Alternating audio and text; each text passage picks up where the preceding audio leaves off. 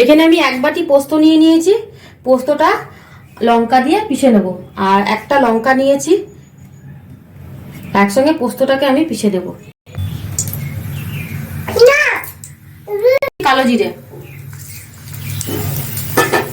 এখানে আমি সজনে ডাঁটা ছুলে নিয়েছি, ছুলে এইভাবে লম্বা করে কেটে নিয়েছি। আর আলুটা আমি এইভাবে টুকরো করে কেটে নিয়েছি। তো এখন আমি তেলের মধ্যে ডাঁটা আর আলু দিয়ে দিচ্ছি।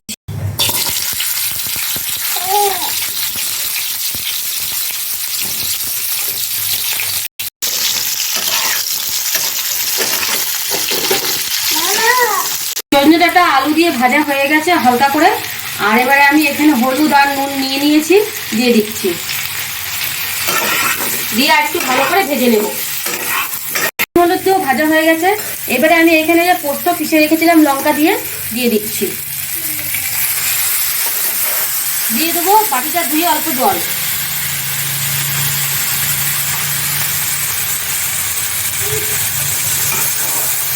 পোস্ত দিয়ে আমি কয়েক সেকেন্ড নেড়ে নেব।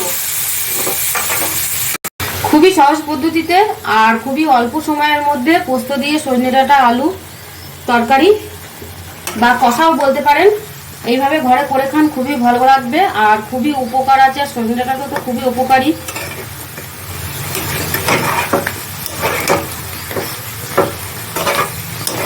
পোস্ত দিয়ে সজনে ডাঁটা আলু কষানো হয়ে গেছে। এখন আমি পরিমাণ মতো জল দিয়ে দেবো।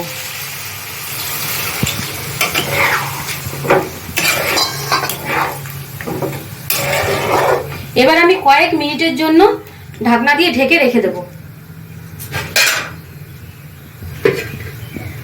আমি 10 মিনিট পর আবার ঘুরে এসেছি। তো এখন আমি ঢাকা খুলে দেব।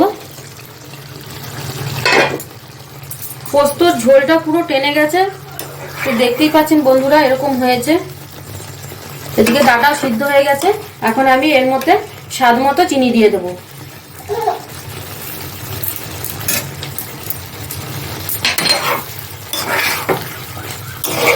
একটু নাড়া দিয়ে আমি গ্যাসটাকে অফ করে দেবো। Recipe ready.